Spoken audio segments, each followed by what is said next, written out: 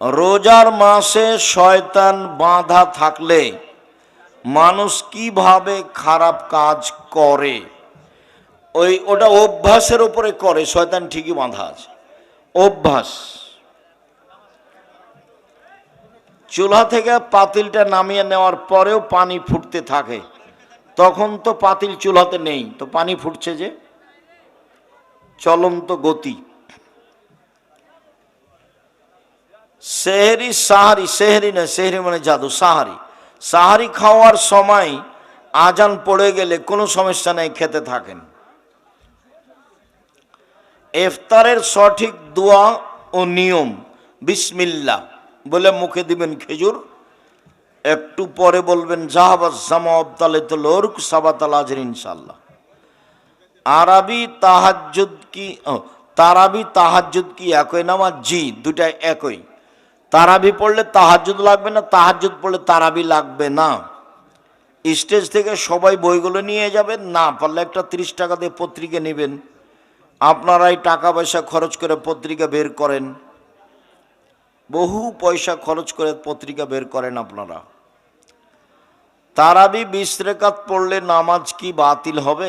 তারাবি 20 রাকাত বিদাত, পড়া যাবে না। ফরজ সালাতে যদি রুকু পাই তাহলে রাকাত হবে কি? রুকুই রাকাত। সূরা ফাতিহা পড়েনি যে, রুকুই রাকাত। তো সূরা ফাতিহা হয়নি যে, এটা ফাতিহার জায়গা নয়। এই জন্য আল্লাহ নবী রুকুকে রাকাত বলেছেন, বাস। তবে সূরা ফাতিহার জায়গাতে যে সূরা ফাতিহা পড়ল না, তার সালাত হবে না। সূরা ফাতিহার জায়গাতেও পড়েনি, তখন তার সালাত হবে না। শায়েখ 12 তারিখে কি, আচ্ছা,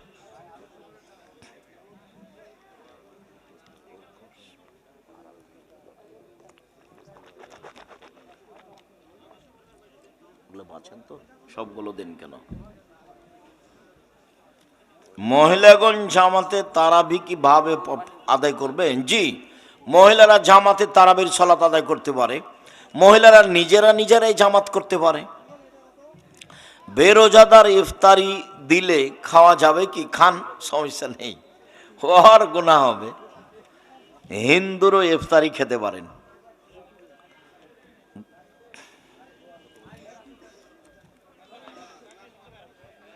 সালাতের প্রথম রাকাতে শুধু রুকু পেলে ওই রাকাত পূর্ণ হবে কি?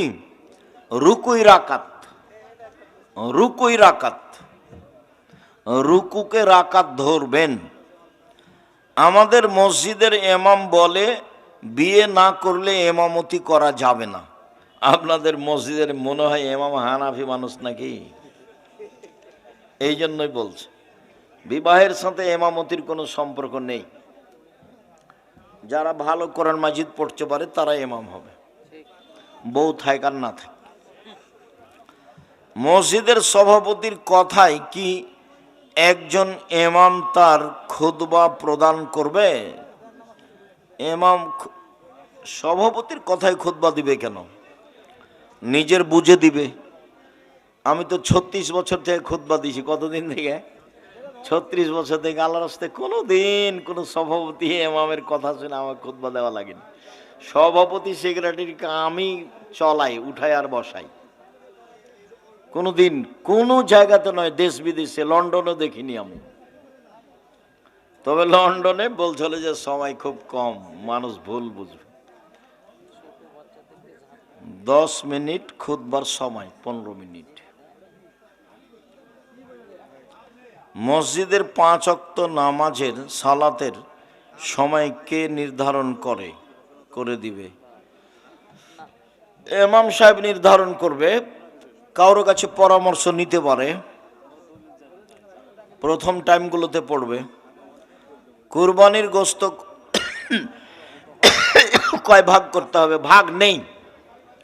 আপনি খাবেন, ফকির মিসকিনকে দিবেন, বাড়িতে রেখে দিবেন। ভাগ নেই। 3 ভাগ করলে গুনাহ হবে না, কিন্তু যেভাবে ভাগ করে তার কোনো পদ্ধতি নেই। নিজে খাবেন, ফকির মিসকিনকে দিবেন, রেখে দিবেন। বাপ দাদার কবর বাঁধানোর সুফল কুফল। বাঁধানো হারাম, বেঁধে দেওয়া থাকলে কালকে ভেঙে দিবা। একবারে হাম্বল নিয়ে গিয়ে ভেঙে দিবা, তাহলে নেকি হবে। ইয়া সেটা হ্যাঁ, সমাজের সদাচরণ ও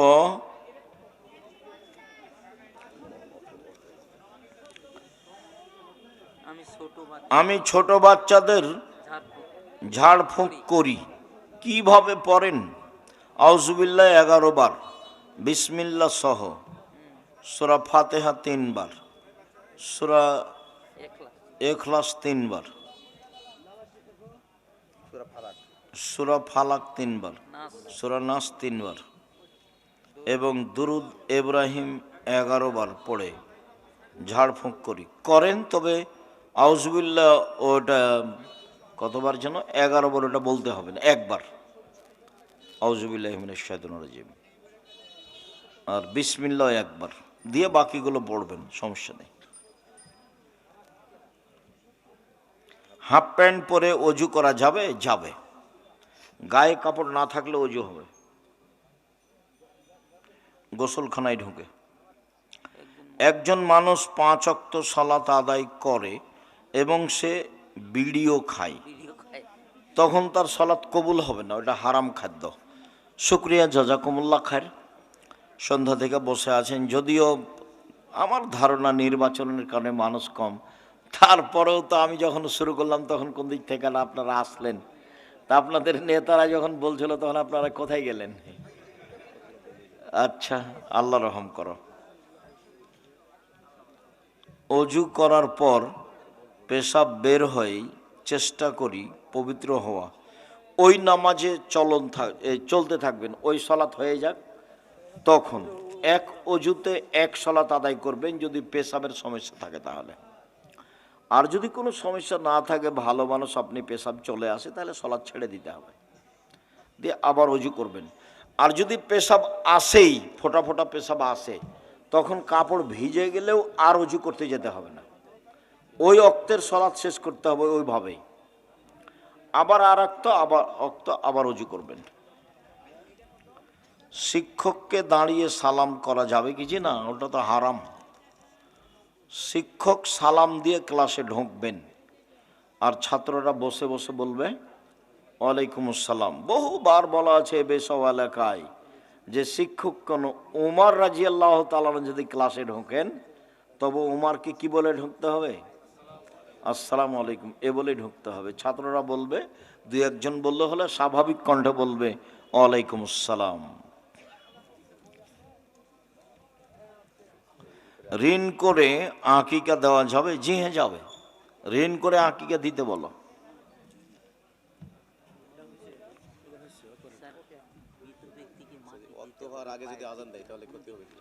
অক্ত হওয়ার আগে আজান দিলে আবার আজান দিতে হবে, সময় হলে আবার আজান দিতে। কি বললেন আমি বুঝতে? মৃত ব্যক্তিকে মাটি দেওয়ার কোনো হিসাব নেই, দাঁড়ানো অবস্থায় বাঁকা হয়ে দিবে, এটা আছে হাদিসে। আর লাশটাকে মাটিতে ঢোকাবে, পায়ের দিক থেকে কবরে ঢোকাবে। মাটি কোন দিক থেকে দিবে এটা হিসাব নেই, খাড়াল কোন দিক থেকে দিবে এর হিসাব নেই, যেইটা মানুষ সুবিধা বুঝে। মসজিদের আজান, কথাগুলো স্পষ্ট হয়েছে তো? মাটি কোন দিক থেকে দিতে হবে এর হিসাব নেই, যে দিক থেকে সুবিধা হবে। খাড়াল কোন দিক থেকে দিতে হবে এর হিসাব নেই, যে দিক থেকে সুবিধা হবে। কিন্তু লাশটা কবরে ঢোকাতে হবে কোন দিক থেকে? যেদিকে পা থাকে সেদিক থেকে ঢোকাতে হবে, না পশ্চিমে নাই। মসজিদের আজান দেওয়া মাইকে মৃত ব্যক্তির খবর প্রচার করা হারাম, আর চিৎকার করে খবর প্রচার করা হারাম। এটা হলো জাহেলিয়াতের নীতি। ইসলাম আগাছার পূর্বে যে জাহেলিয়াত ছিল, তখন এভাবে চিৎকার করে বলা হতো, এখন যেভাবে বলা হচ্ছে। ইসলাম আসার পর এটা বন্ধ করে দেওয়া হয়েছে, প্রচার থাকবে, চিৎকার বন্ধ। মোবাইলে বলো, গিয়ে বলে আসো, আগে যেটা প্রথা ছিল। শুকরিয়া।